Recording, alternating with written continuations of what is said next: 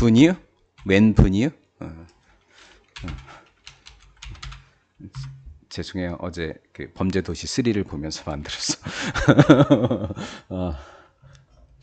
유전학, 성공하고 있는 유전학 분야는 얘가 좋은 거죠. 분야는 보여주고 있습니다. 우리에게 간접 목적어, 간접 목적. 이만큼이 직접 목적어네요. 많은 과학자들이 여러 해 동안 have suspected, 의구심을 갖는다. 의심한다. 일단 목적어가 없으니까 목적격 관계대명사 what인데요. us는 선행사가 아니에요.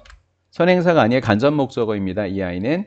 그래서 어떤 것 이렇게 되죠. 유전학은 과학자들이 굉장히 의구심을 가졌던 분야라고 합니다. 즉 음식이라고 하는 것이 즉시 유전자의 유전적인 청사진에 영향을 끼칠 수 있다라고 하는 사실이에요. 유전적 청사진에 영향을 미친다? 이 문장을 함축적인 의미로 출제할 수도 있을 거예요. 유독 많았죠. 서술형으로 이번에 그런 건데 내용을 좀 알아볼게요. 무슨 말인지. 이 정보는 도와줍니다. 우리가 이해하는 것을. 준사역이니까 여기 to understand도 맞고요. 유전자가 우리의 통제력 하에 있다라고 하는 사실을 이해하는 것을 도와줄 수가 있고요. 하나 something. 우리가 복종해야 하는 것. 뒤에 목적어가 없으니까 목적격 관계대명사 대시 생략되어져 있습니다.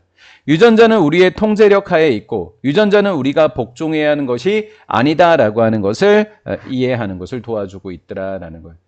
유전학이라고 하는 것이 의구심을 가졌었는데 유전학을 공부하게 되면서 유전학이 우리 통제하에 있게 되고 그리고 우리가 복종해야 하는 것이 아니니까 우리가 뭔가를 정복할 수 있다. 복종해야 하는 게 아니다라고 하는 것을 알게 되었대요. 좀 더 보도록 할게요. 그럼 후천적으로 많이 바뀌나 보네요. 일란성 쌍둥이를 생각해 볼까? 두 개인들은 쌍둥이들은 기분, 주는 게 아니라 받는 거니까 같은 유전자를 받는 거니까 PP의 의미여야 되겠죠. 기빙이 아니라 기분이어야 되겠죠. 자, 이 일란성 쌍둥이들이 중년이 되었습니다. 그러면 두 쌍둥이 모두 한 쌍둥이 중에 한 명이 암에 걸렸고요. The others, 나머지 다른 하나는 긴 삶을 살았습니다. 암 없이 이렇게 되는 거예요. 원래 살다가 자동사잖아요. 근데 이렇게 목적어를 갖는 타동사가 되려면 동사랑 똑같은 뜻을 갖고 있는 동적 목적어 이렇게 동사랑 같은 명사 형태만 목적어로 올 수 있어요. 자동사를 목적어로 쓰는 경우에는 그 자동사의 명사 형태를 목적어로 두면 타동사가 되기도 해요. 나머지 다른 하나를 우리가 부정대명사로 디아더라고 이야기를 하죠. 두 개일 때, 문법일 때. 이 정도만 할게요. 특정 유전자는 명령합니다. 인스트럭트도 오형식으로 써요. 목적격 보호에 투부정사를 목적보호로 취해요. 그래서 한 명의 쌍둥이가 암에 걸리도록 명령을 하게 되는데요. 그런데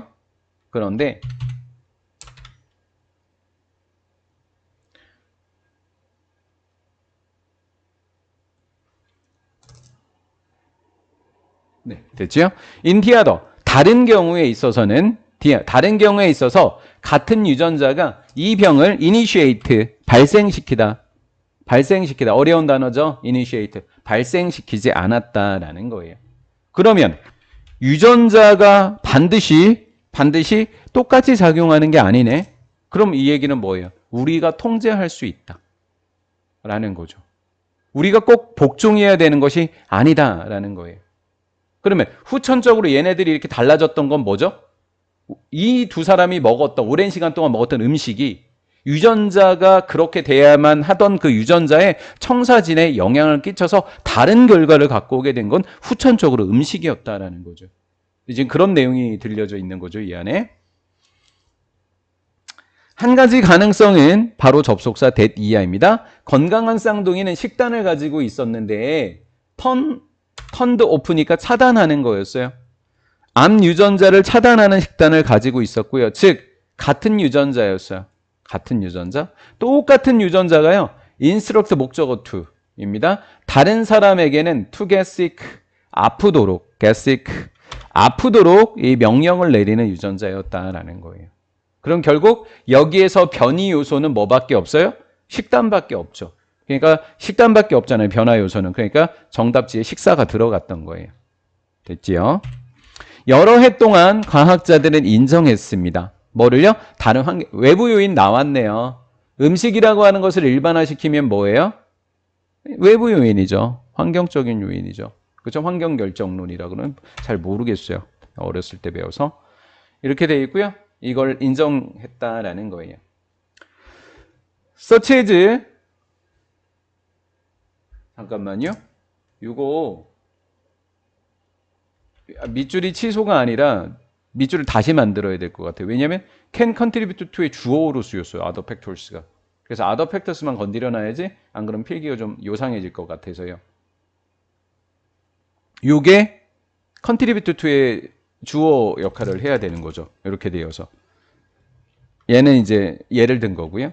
화학적 독소와 같은 환경적 요인이 기여하게 됐다. 암에. 유전자 속에서 그들이 작용함을 통해서 암의 원인이 되었던 것은 바로 환경적인 요인이었다는 사실을 인정하게 되었다라는 거죠. 동격의 접속사 대신 사용이 된 거고요. 음식이라고 하는 것은 특정한 영향을 끼친다. 에이, 정답지랑 똑같네. 유전적 발현.